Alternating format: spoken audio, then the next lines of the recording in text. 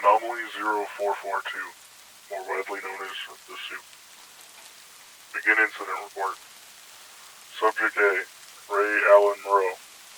Subject B, Jose Ramos Gutierrez. Subject status, both living.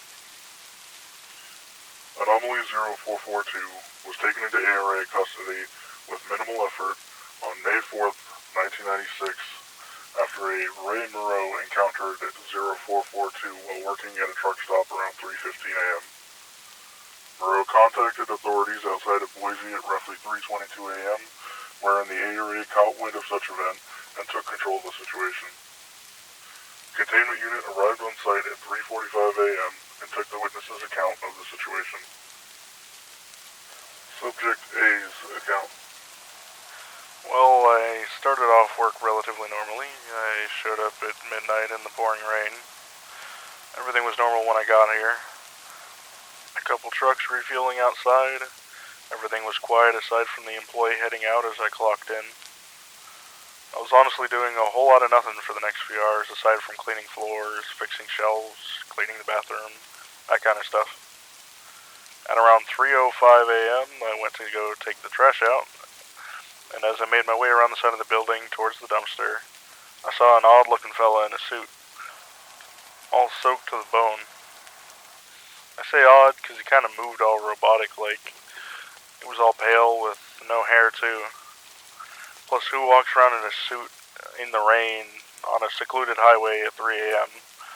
I also didn't see any extra vehicles in the parking lot, so this reasonably raised some suspicion.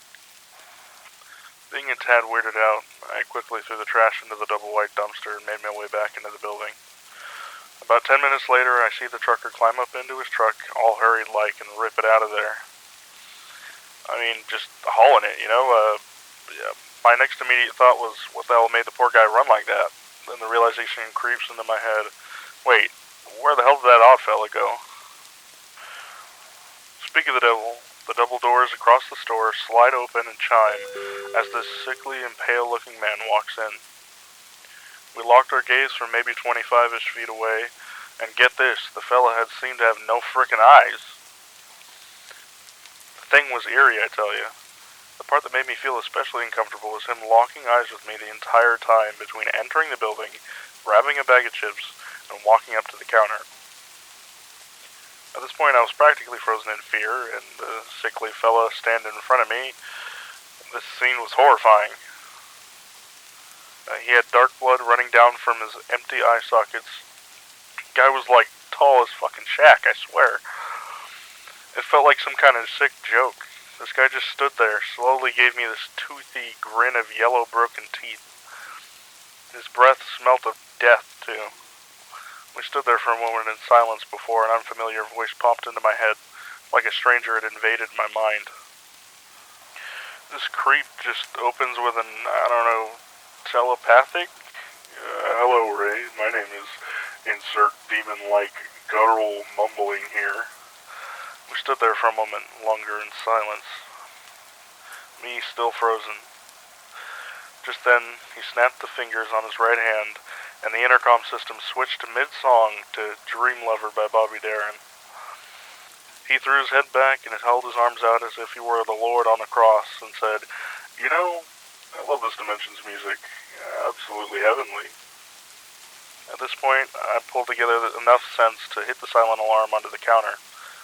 Just then, he leans close enough to fill my nose with that awful stench, smiles once more, and says, "I hope you don't mind if I take this on a discount." Gesturing to the bag of chips. Stuttering all over the place, I responded with a, "Just take them, man." He creepily caressed my face and said, "Oh, how sweet of you. I'll definitely have to make my way back here to see you sometime." With this, I got the most odd feeling of being mentally violated and creeped the hell out. The man made a 180 on the balls of his feet while making this cheesy finger gun motion. Just then, Great Balls of Fire by Jerry Lee Lewis comes on, and he dances his way out of the store into the cold, wet night in the opposite direction of civilization. Other than he wore a suit and he walked in the direction of the mountains out west, I don't know what else to tell you. The damn thing still gives me the chills, and the way it seemed like it was casually hitting on me. Am I free to go now? Subject B's account. Recorded at 4 a.m., roughly 12 miles westward down the interstate that Subject B was seen driving hurriedly onto after contact with 0442. Gutierrez was stopped via an Idaho state trooper after being given the plate of said truck to watch for. Trooper Daniels forwarded the confirmation of the plate number and ID to an ARA unit who soon took over the situation. Yeah, it was kind of short, but I rolled up to the truck stop because I was running low on fuel and I was kind of hungry. So here I am with my truck undercover in the rain. My radio is still playing quietly in my truck with my door open. The fact that the radio started to become distorted with some kind of static caught my attention. The odd part, is that it completely changed stations after a second. It started playing some old 50s music or something, I don't know. Just some creepy stuff you'd be hearing in the rain at 3 a.m., Up until then, I could kind of write it off as my radio messing up or something, but then, man, some kind of horror movie type stuff. This creepy looking dude comes out of the dark in the rain, no car, no nothing, man. Just drenched. Dude has to be at least 7 foot tall, pale as paper, wearing a damn suit. And get this, y'all, the dude had literally no eyes, full scraped it out of his eye socket or something. He was just bleeding down his face. Honestly, I just started praying to Jesus. It's all I could do, In the middle of my prayer, something in my mind interrupted me. You animals are so silly in this dimension. There is no God, only evolution. Mother Nature is our God. And I was like, there's no way this dude is in my head right now, right? I mean, he's gotta be your demon or something, right? He responded with Oh, I'm a very real being, not some fantasy demon, and I do indeed talk telepathically. At this point, I was like shaking, He said, what's the matter? Scared you? Don't mind the appearance. I don't bite. I swear, dude grinned with the nastiest teeth I've ever seen. His breath smelled like the back of a cow. I swear I almost threw up before he said, I should stop bothering you. Until next time. He did this stupid finger gun gesture, and as if he could guess the timing, a bolt of lightning struck maybe a quarter-mile across the highway. With that stupid grin on his face, he let out a giggle, turned on his heels towards the store, and slowly danced his way to the doors. That's when I jumped in my truck and floored it, man. I guess I went a little too quick, because the stator got me. Hey, is this gonna affect my driving record, or... because I got family to feed. Interviewer, we'll see what strings we can pull. Just keep your mouth shut from here on out. Got you, boss. Anomaly-0442 profile. Classification. Danger possible. Unlikely. Anomaly-0442 was spotted 2 miles westward down the interstate in relation to the truck stop at 3:51 a.m. while en route to Subject B's location. Responding ARA unit decided to split and interview Subject B and apprehend 0442 at the same time. Fortunately, 0442 came into ARA custody under full compliance. ARA containment operators claimed 0442 manipulated the Bearcats radio to play old age music while trying to make meaningless telepathic small talk with them on the 2-hour journey back to Site Alpha, Idaho Containment Center. Anomaly-0442, appropriately nicknamed The Suit, or jokingly referred to as the off-brand Slenderman, is a 7'2" human from another dimension. He sports a tan suit and black dress shoes.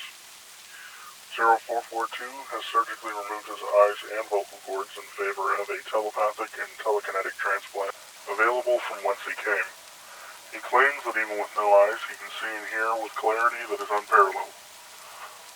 0442 seems to have an affinity for oldies music, as he claims it died off in his dimension long ago. 0442 willingly shared many details of himself and his interdimensional society. 0442 claims everyone in said society is the human equivalent of bisexual, for there is no need for naturally procreating anymore.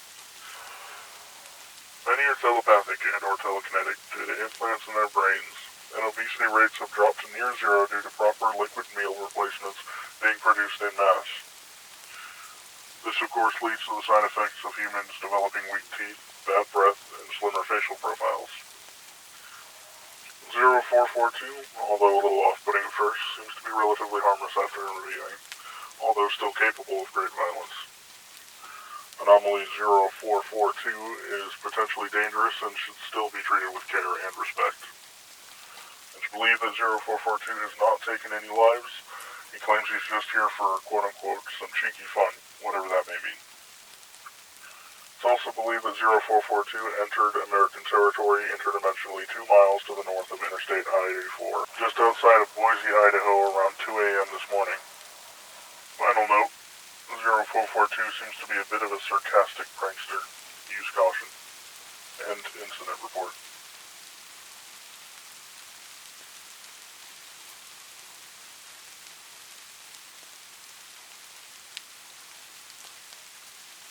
If you liked the video, remember to like and subscribe. And remember, watch your back. Toodaloo.